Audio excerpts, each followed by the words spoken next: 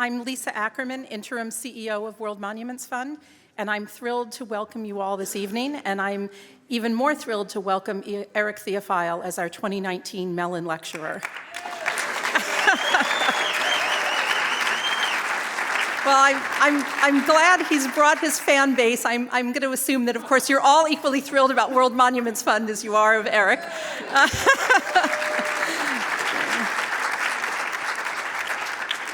So our annual Mellon Lecture is made possible by our Paul Mellon Endowment for Education, and it allows us each year to gather friends and supporters to talk about a special aspect of the cultural heritage field.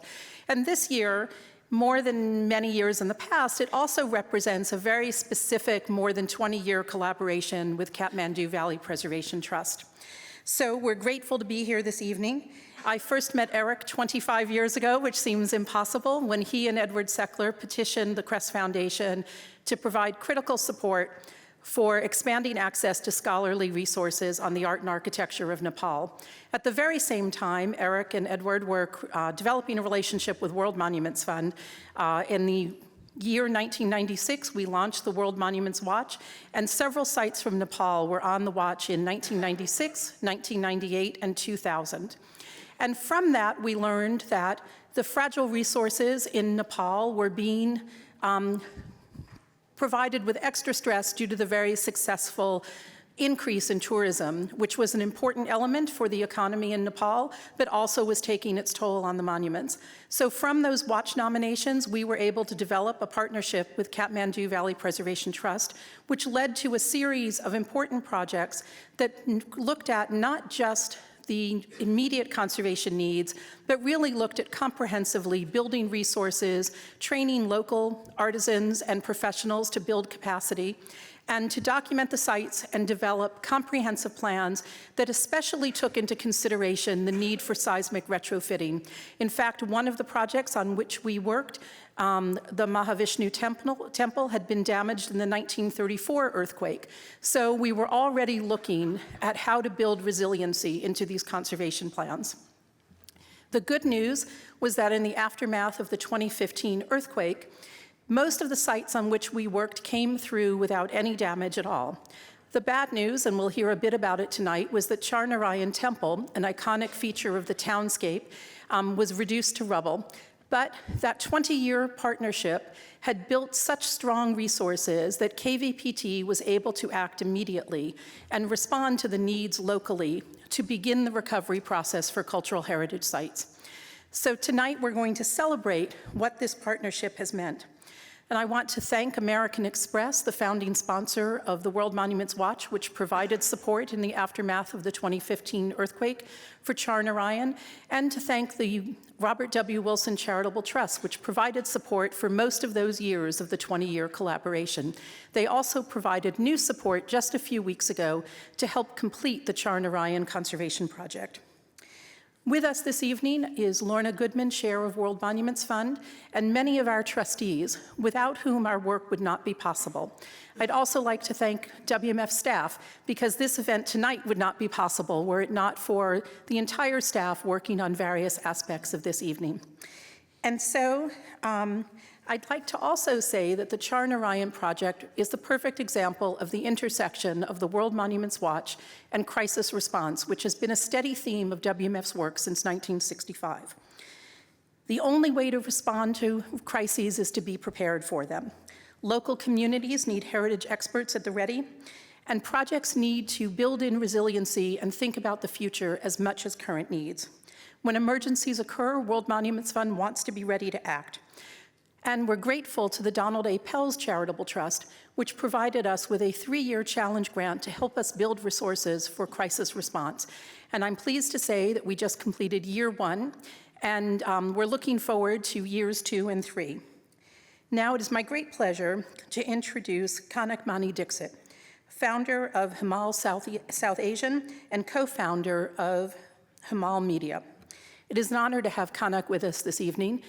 His devotion to the cultural heritage of Nepal is unparalleled, and his concern to provide open access to a free press in Nepal is well known. Kanak, please join me.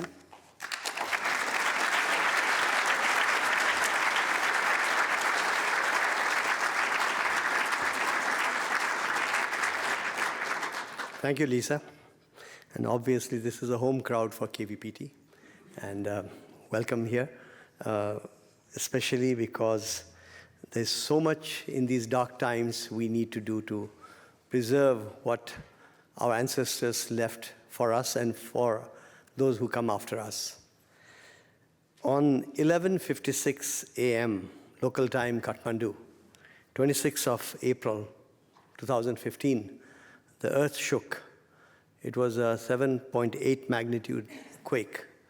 And the first thing that those of us living in Kathmandu Valley thought of was our friends, our family, and our friends. When we knew that they were okay in most cases, the next thought was for what you may call the built heritage. What had happened to the temples?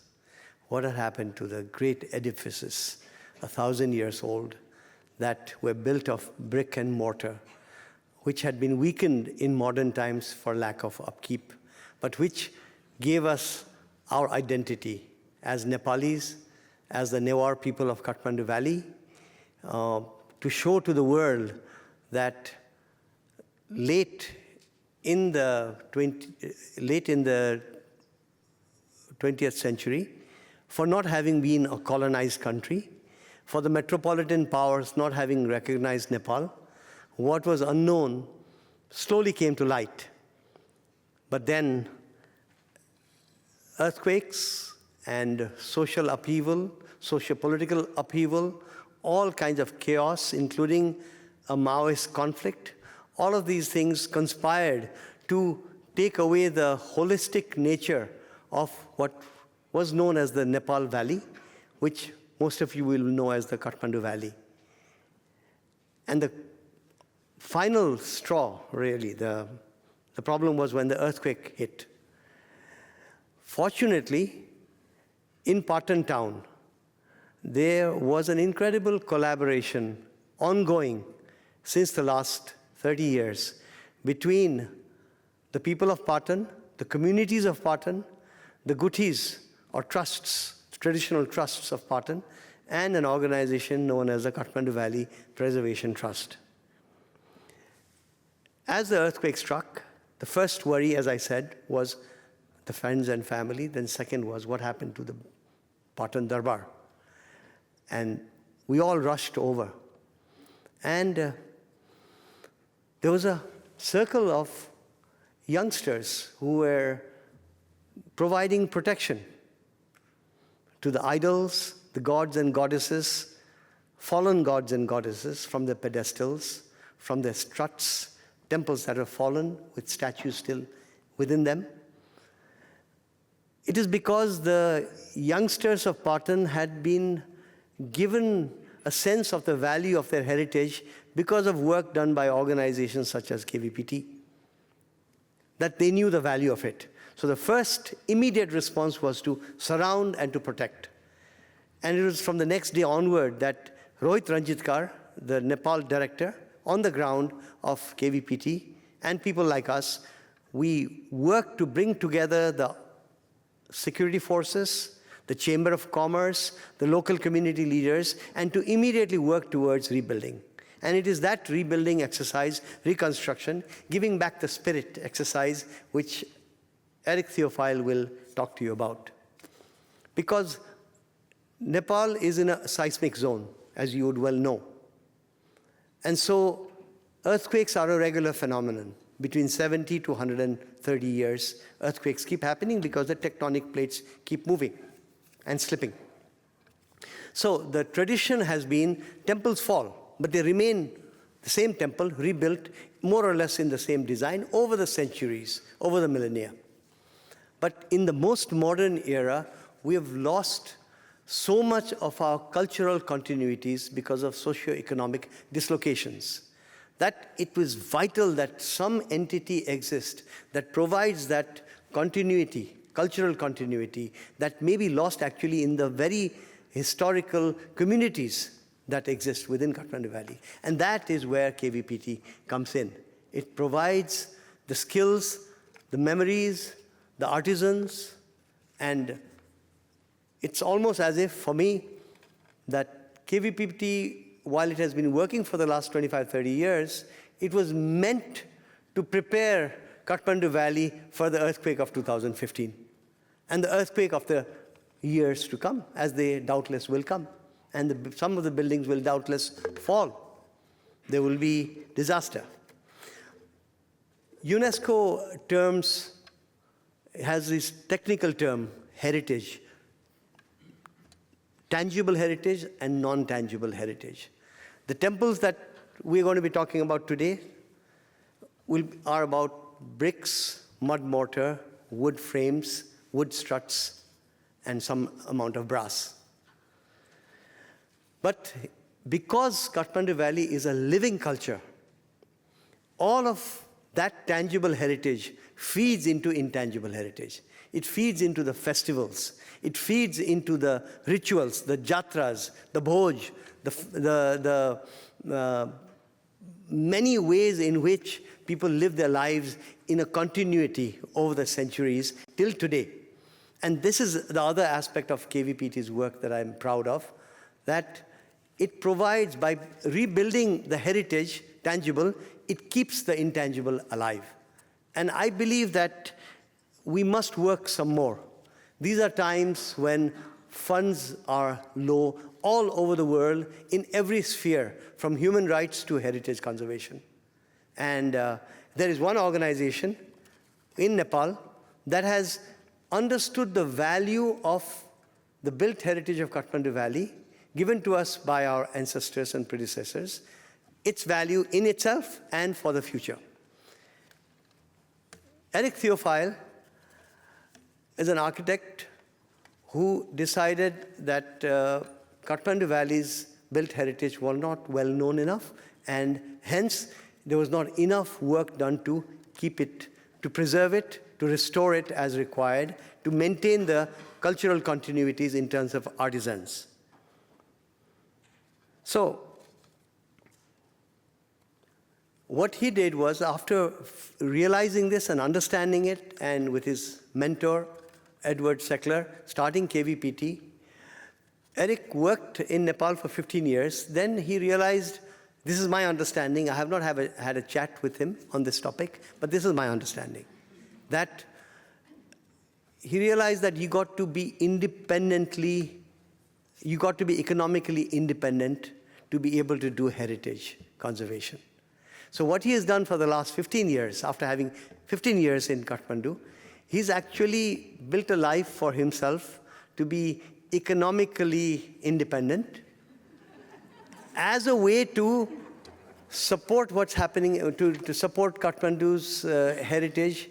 So he, in a way, lives in New York, but he breathes Kathmandu Valley air. That is our Erich for you. And I call him our Erich because he is everything that Kathmandu's heritage may have wanted. Because he does not, you may be surprised, but he does not self-publicize in Nepal at all.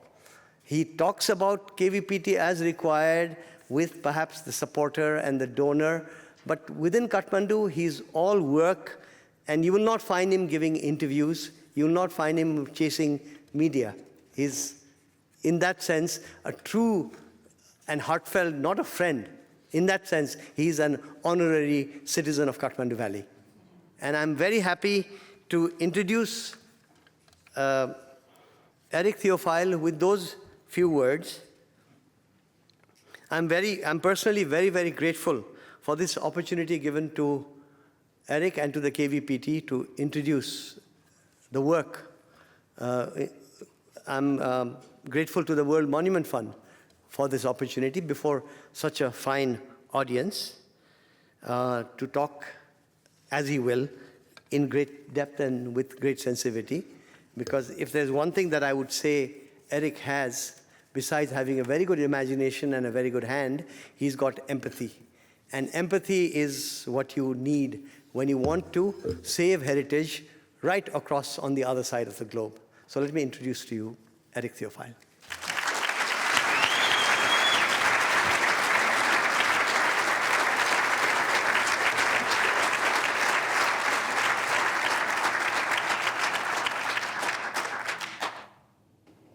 Nepal is this amazing place that I arrived at in 1987.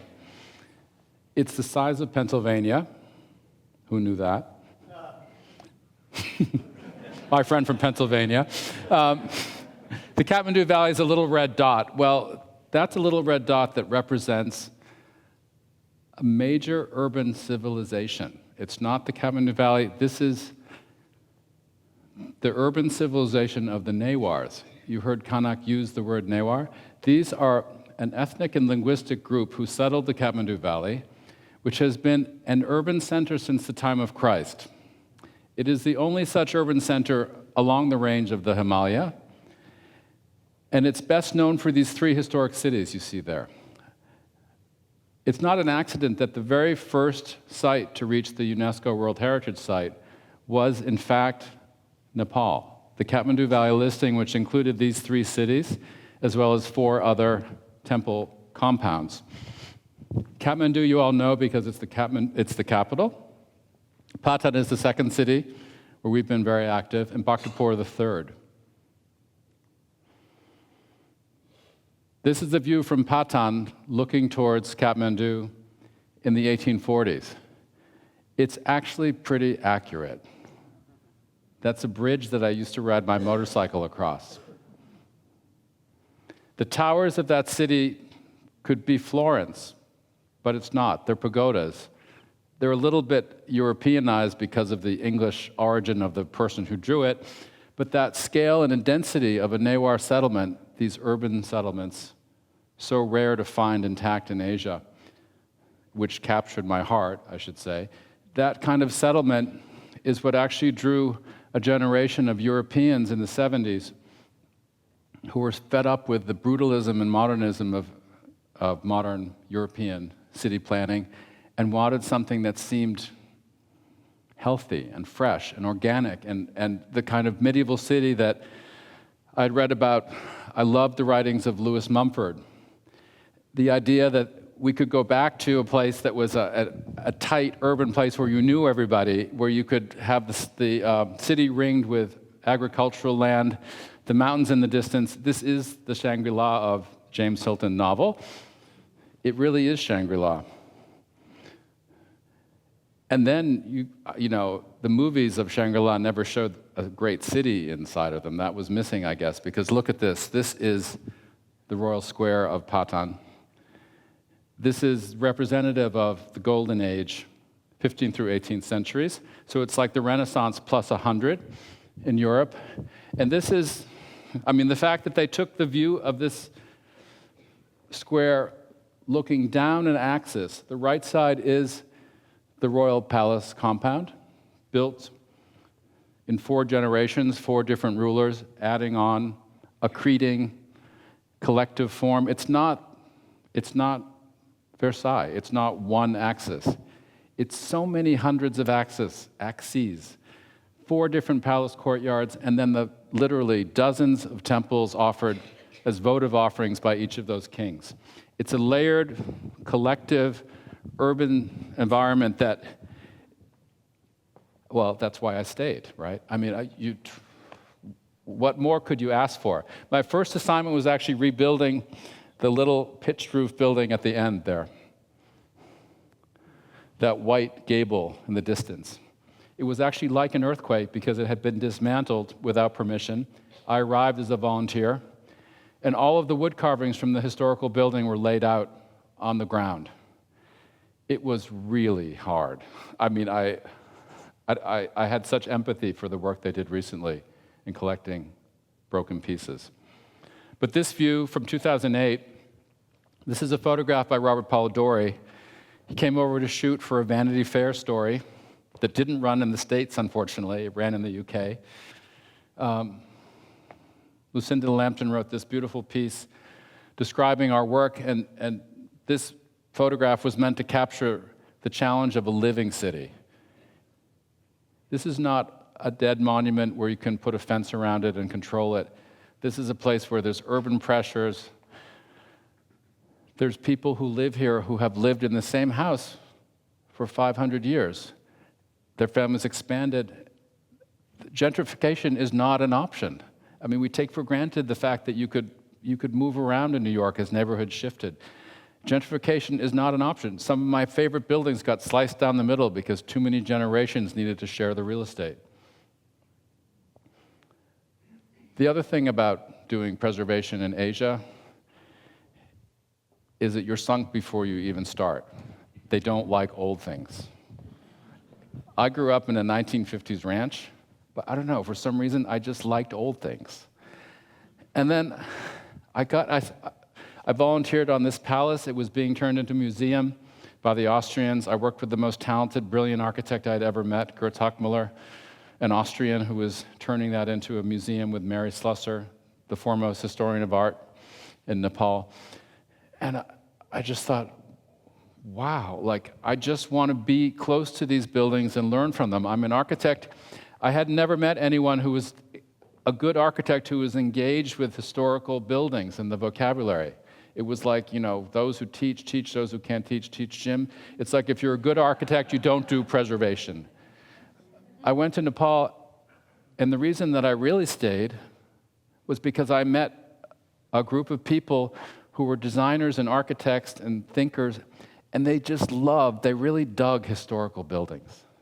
So we got to, for the 15 years and the next other years, we always had this incredible dialogue of intellectuals from India, from Europe, talking about how do you save a historical building?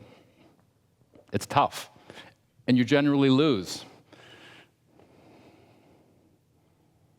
This is the iconic view.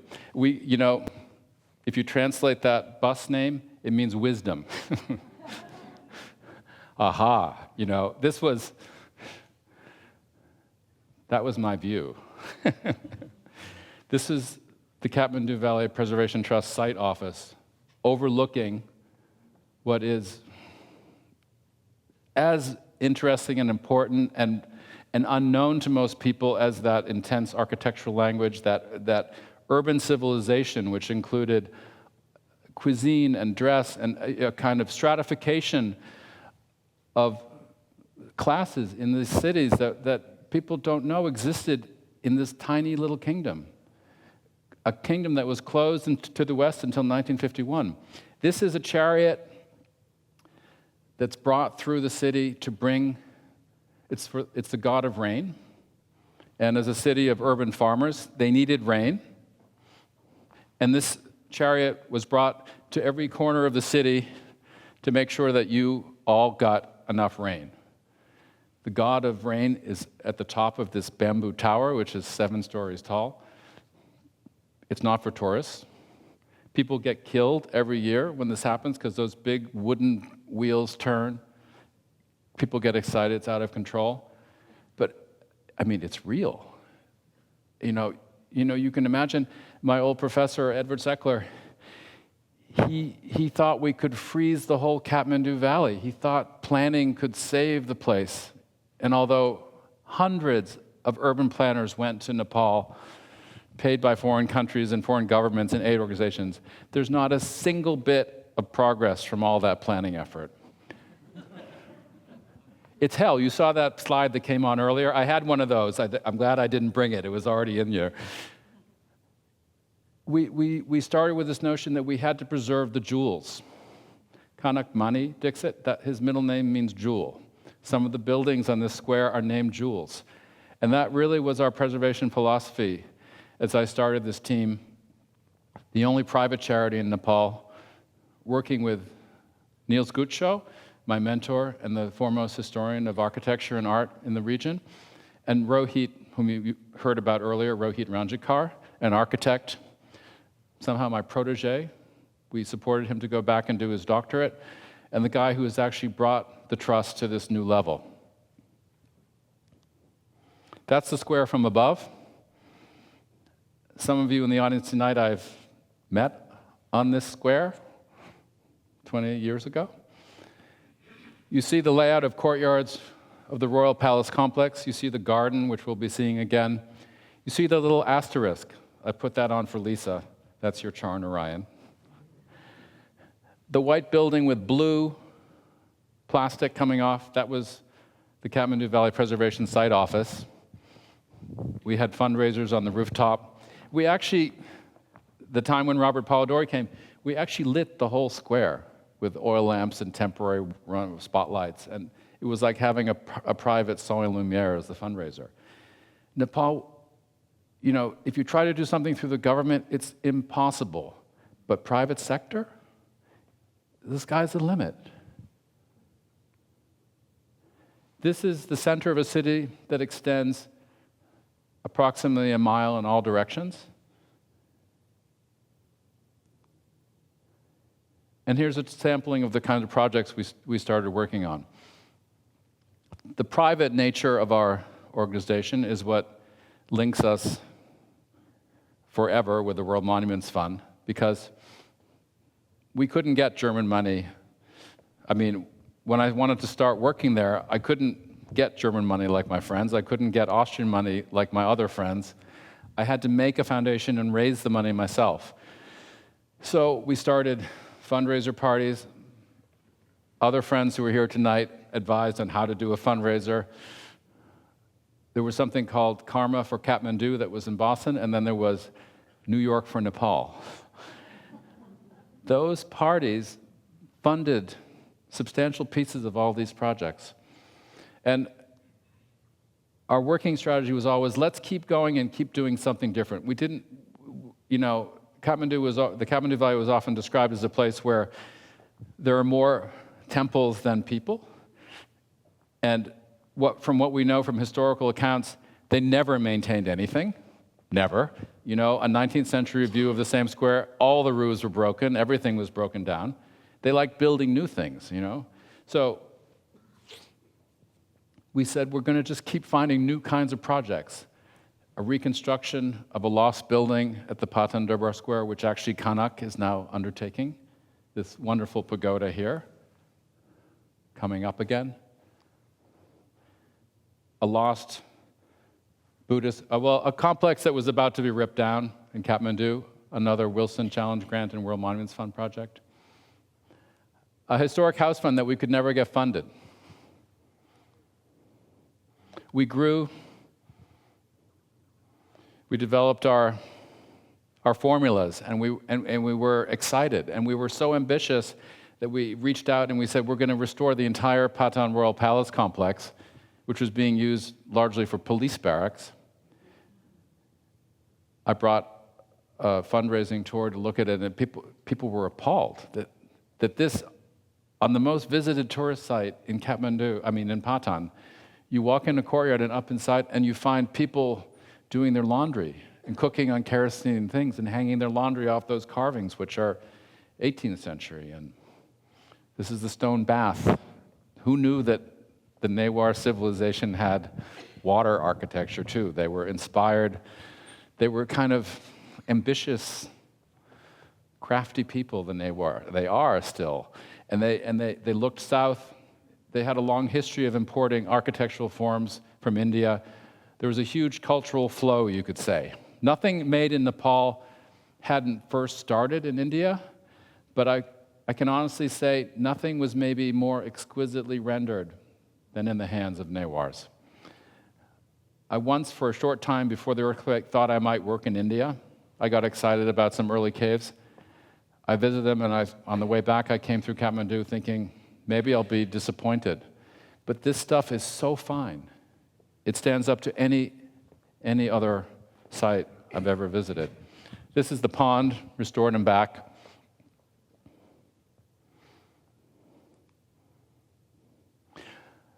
In that spirit of finding the next new thing to learn about, no repetition, keep learning, keep growing, keep pushing, we'd known there was an elephant in the room, a big elephant. It was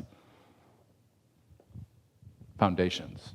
You see, all of Nepalese monument law had started based on the Brits working in India, trying to manage the fabulous ruins they found. It was all about conservation of ruins. So who ran the monument zone in Nepal? Archaeologists. Why? Well, because of the British Raj and the focus of sites like Ajanta, which needed protection. They needed fencing. They didn't need modifications to allow people to use and live them. We've now come to Kathmandu. This was picked as our site for earthquake foundations, seismic strengthening. This is our test case tonight. World Monuments Fund was there. This trio of buildings, we thought, what better, what more iconic view could you have? That's a Mughal-influenced building to the left. This figure on the right, he is the most ferocious god in Kathmandu. He's the god that if you lie while swearing to him, you'll be struck by lightning. We thought, well, what a good place to do a test. I'm going to switch forward and back to just show you, this is how they looked when we found them in the 90s. And we wanted to restore it back, of course, to this. And we're always lucky. We had lots of documentation. We knew that these buildings had suffered in both earthquakes previously. That would be 1934 and 1832. It was like a smorgasbord, 3 different temples, 3 different shapes, 3 different proportions. Let's study the characteristics. How can you strengthen these buildings? Thanks to the bold vision of my friend Niels, the deep pockets of German investment and documentation work in Nepal, Niels could think big. So we said, let's get the best structural engineer in the world to visit this problem with us. And we brought over the late Robert Silman, whom many of you know. We looked at projects with him. We brought our Nepalese team in. We reviewed 20 years of work by the Germans, the Austrians, UNESCO, our own tests. We wanted to figure out, we wanted to lay out what's the framework that's going to be used to assess these buildings. When you repair them, what can you do, what can you not do? We had this prohibition from the Department of Archaeology saying you couldn't touch the foundation. Even my mother knows you have to fix the foundation in a seismic zone. So, as a kind of illustration of another problem, the diagram on the left side represents Bob Silman's presentation of what the real problem is. You can't actually fix a historic building necessarily without destroying it. When you're in an earthquake zone and you have fragile buildings, you actually can't design something strong enough to hold this fabric which doesn't have anything that you can count on. The buildings have been repaired over years, so he said, the only thing I can give you is a new concrete tower. You see it extracted here. You put it inside the temple, and then you hang the facade off of it. I mean, it's not a bad solution if you really have to make it earthquake-proof, but it's also not historic preservation in the sense that we're talking about buildings that are unique, A-class, rare, one of a kind. So in our typical way, we worked on compromises. And I think if I can send one message out to the world tonight, it's that to say you're doing seismic strengthening is not a yes or no question. It really involves a discussion and identifying what you're going to compromise on and what you're not going to compromise on.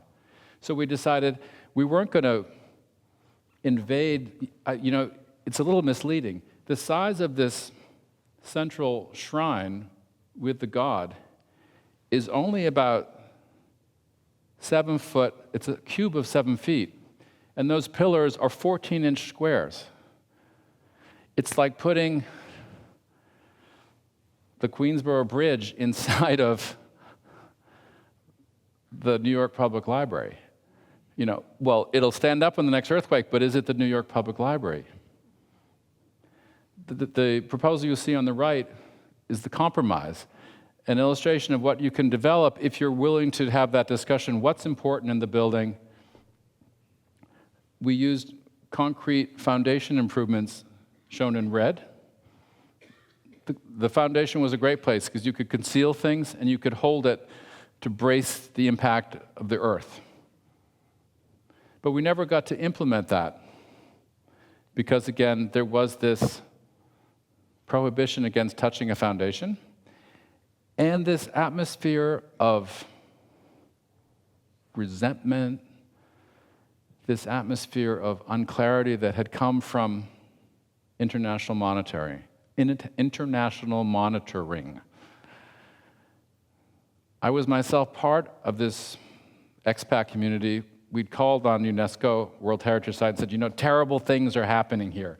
You've got to send someone. I was bringing the mayor of London through Patan, and they were ripping down a 13th century shrine, and they were the best carvings I'd ever seen. I said, it's crazy. Send someone. We've got to put it on the endangered list. But then the report that called out the situation for what it was also said that modern materials are being used in places where traditional materials should and could be used. Many of you who know anything about preservation will recognize that language from the Charter of Venice, the Eurocentric Bible of preservation. If you have an old building and it has to function, if you can't make it function with the historical materials, then you can put something modern in. So earthquake strengthening, we thought, was a good example.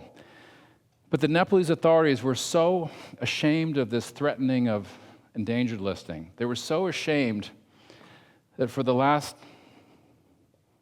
20 years, if any project is put forward that uses modern materials, let's say labels anything that says reinforced concrete, scary words, steel, stainless steel bracing, it'll be rejected. You can't even imagine that in a country where people are sending over people to do good work, that you can't even have the conversation. A wonderful engineer from Bob Silman's office came over and volunteered, and after 4 months of discussing this with the authorities, he said, I don't get it. And I said, oh, okay, welcome to the developing world. They don't want what you want to give. And so, in an act of guerrilla preservation, we decided on his last weekend that we would fence off this temple, which is 50 feet from the Kathmandu police headquarters, by the way, get 60 people to work through the weekend, and while the government bureaucrats were on their long weekend, we would dig trenches and put the earthquake strengthening in ourselves. And we did it, and we managed to get through the whole weekend and close up the site as if nothing had happened. And the engineer went home, and we thought, okay, good. But then there was enough tension in the atmosphere that we're told, you can't do that again. Unfortunately, the government just, however well-intentioned, they don't have the resources to do what they want to do. They didn't have the resources to try to fight and make us reverse it. It was irreversible. But it kind of went by, but they said, don't do it again. So the other 6 temples in that project, it expanded thanks to the Wilson Challenge Grant, didn't get restored with concrete concealed underground, but they got really well repaired with hundreds of minor improvements that we'd worked out. Rohit is such a good engineer that Bob Silman said to me, if I were 10 years younger, I'd steal him. So this is another one of those gorgeous festivals, not for tourist consumption, but let's say WMF consumption here. This is the Indrapur is that little temple that we've been talking about on the right. You can't see the concealed concrete. Fast forward 13 years, the big day. You've heard about it from Kanak and from Lisa. I can only add that I had earned some religious merit. I got a phone call from Rohit saying, guess what? We were all on our annual staff picnic, 100 people strong, on a safe, big, sunny meadow when the earthquake hit. Nobody got hurt. We lost a few houses. Nobody got hurt of our whole team. The center of the site, Char Narayan on your left.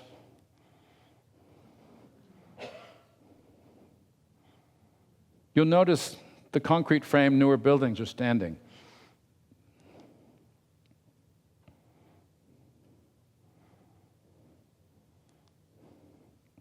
These are 2 rest houses at the far end of that palace complex.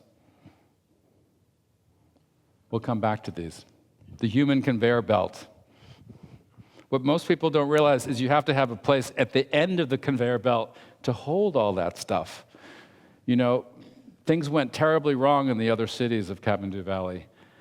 They didn't have a palace complex that they were restoring like we did. So we had courtyards, we had keys, we had building permits, we had the whole garden. We could actually start working right away. And here you see the plinth of that Char Narayan temple. Neil said, we have to announce the reconstruction right away. We have to give people hope. I don't think we even checked on how much money we had, but we announced within the first week we're going to rebuild the Char Narayan temple, the oldest surviving pagoda on the square. And no, we were the first project of any historic or new building to announce we'll do it. And many of you here tonight, including the World Monuments Fund, including other friends, every single donor we knew reached out to us.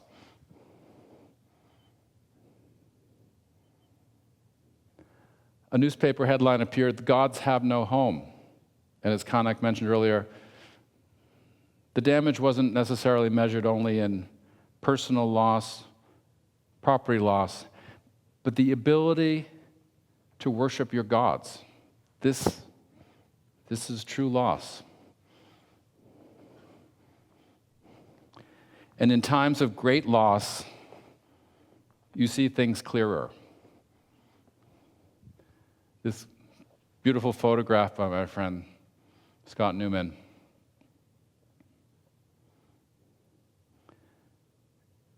Does what every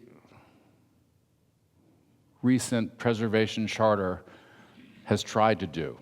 It says, look into the cultural systems of another place and try to understand how they're different from yours so that when you work on these buildings, you'll be sensitive. Well, here was the values and authenticity of our Nepalese friends fully visible. The god, this is 2 months after the earthquake, the god washed, anointed, dressed. The spirit of the god, even the genius loci, the place of this god is holy, and the temporary shelter above. This is what the people of Nepal feel is important. This is the true value or authenticity or spirit of a building. This was my spirit. This was the picture we took just months before the earthquake of the totally intact 16th century historical wood carvings. It was like finding a Gothic cathedral which had every single stone carving intact from its original construction.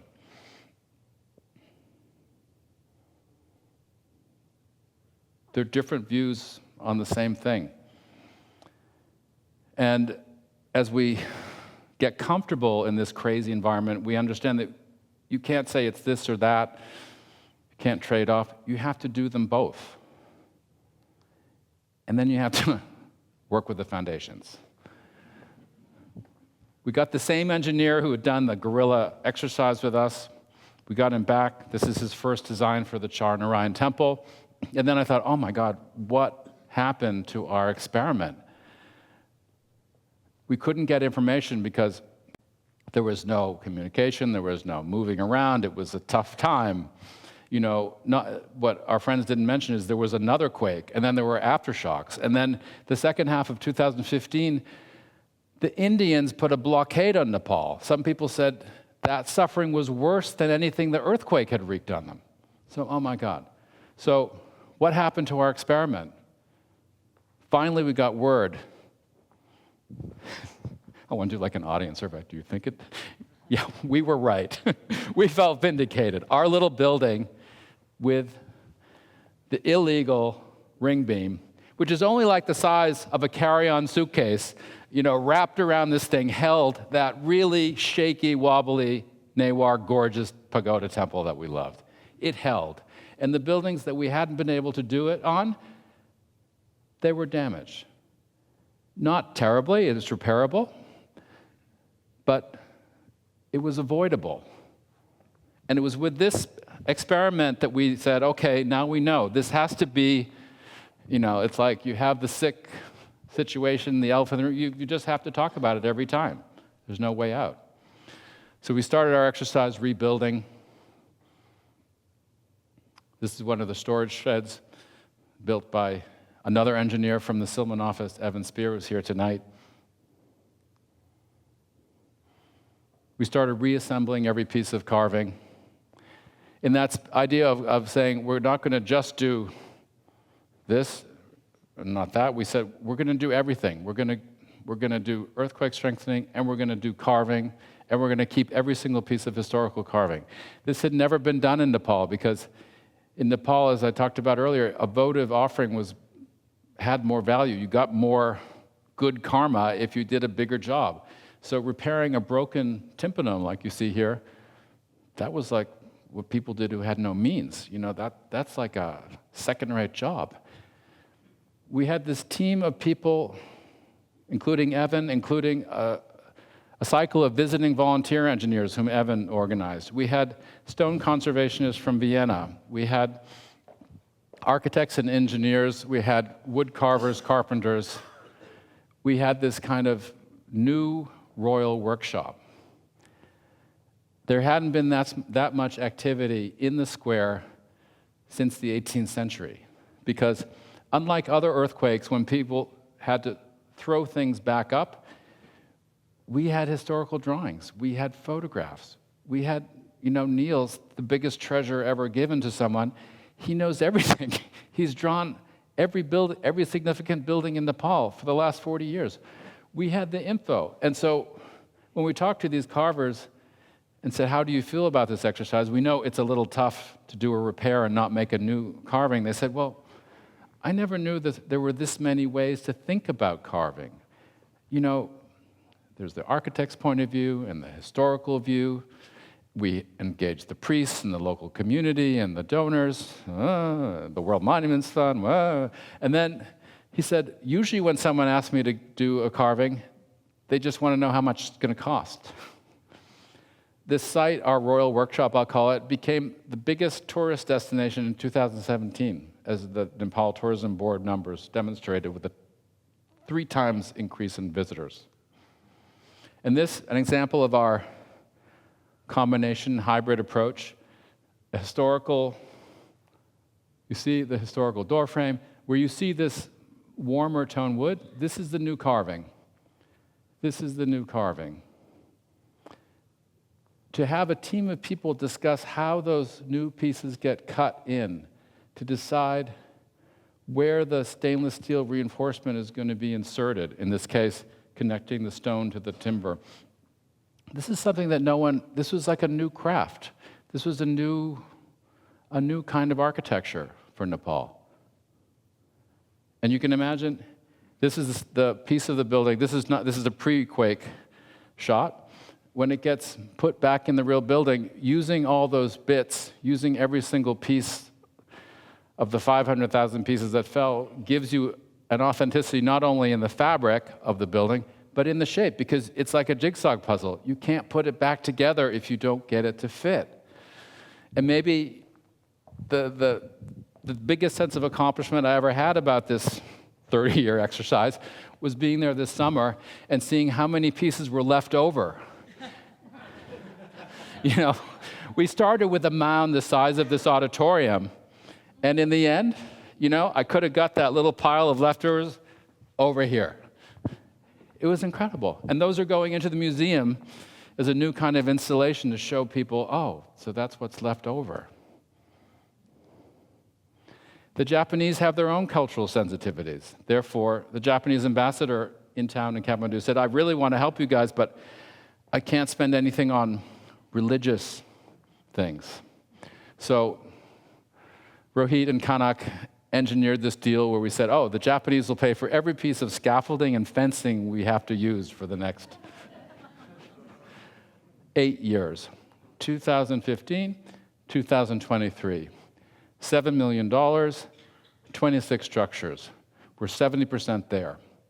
This fall, we'll inaugurate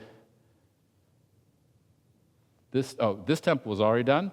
This is those rest houses you saw coming up. They're up. The hybrid solution. I said, well, we got every single pillar reused, the 16th century masterpieces, and then the new replacement comes at the one pillar that was too damaged to be used again, which went into the museum. It's like a real green thing, you know. We don't, if you can't use it, we put it in the museum. It turns out that this rest house, saving the historic pieces, revealed one of the most exciting things that ever happened to me in Nepal. For the 1970s coronation, the buildings had been kind of dressed up in a bad way, and there was a ceiling at the 6-foot height in there. We didn't know that the pillars, there's 4 interior pillars, went up 2.5 stories. And we're actually a miniature of the most famous building of the Kathmandu Valley, the building from which Kathmandu takes its name, a multi-story pillared hall, which actually recalls the earliest buildings of India, the council halls from the time of the Buddha. And while that Kasta Mandap, it's called, while that original building in Kathmandu, 11th century, is still in shambles and hasn't been rebuilt, we actually reconstructed its miniature here. The courtyard of the palace, rebuilt. I called Niels and Rohit as I wrapped up what I thought were the final version of what I said tonight, and I said, Rohit, what do you want me to say? What shall I tell New York to think about? He said, foundations, only foundations. I said, oh, okay, so in New York style, I would say, foundations, foundations, foundations. And then Niels, he said, well, Erich, it's a process. Wisdom comes from process, practice, and hybridity. You know, this idea that we could marry different philosophies in one practice, hybridity. I said, oh, well, can we call it syncretic? Syncretic is the way that the religion of the Nehwars has always been termed, as fusion of Hinduism and Buddhism. So hybridity, syncretism, Japanese scaffolding. We're dedicated to spread this story. That's why I was so happy when Lisa asked me to give this talk. We've published almost 2,000 pages. I mean, let's say, in addition to doing our 22 buildings, we have 1,500 plus pages published about what we're doing. We made a book, which some people said, you have to make a book because no one will believe that anything good like this has happened in Nepal. So we self-published 400 copies of a 480-page book that we give away to anyone who's willing to carry it. And we still have more, okay? It's called Documentation of Work. That was Niels' title, not mine. I have to show you, say, there's Kanak, whom you met, and where's Niels? No? Left. Oh, okay, yeah, there you see Niels in our KVPT office. And here you see Rohit. We are a triumvirate with Kanak as our most valued discussion partner. We are a team who organized this rebuilding on the phone. We never had a professional fundraising operation. We raised the money for this thing with phone calls, largely due to the generosity and the commitment of so many people who, as you can see, how can you not love this place? I came back with that book to show the originator of the project, Edward Sekler, my old professor. He was frail 2 summers ago, and he was really concerned about what had happened. You know, he was a very strict preservationist. He didn't like the fact that we were making new carvings. But I skipped over those pages. And I said, Eduard, you'd be so happy. It's, you know, the progress and the quality of the work, the variety of people. I said, you know, so many, we got turned away from an application for funds. I said, you don't do enough community work. I said, we are the community. Like, give me a break. You know, we have built a global community. 25% of our funding over all these years has been from Nepalese people. I said, Eduard, no, I had to call him Dr. Sekler until Dr. Sekler, it's unstoppable. And then these words I didn't expect, I said, I think it's even going to be better than it was before. And I really meant it. So that was my wisdom from the Kathmandu Valley earthquake of 2015. Thanks.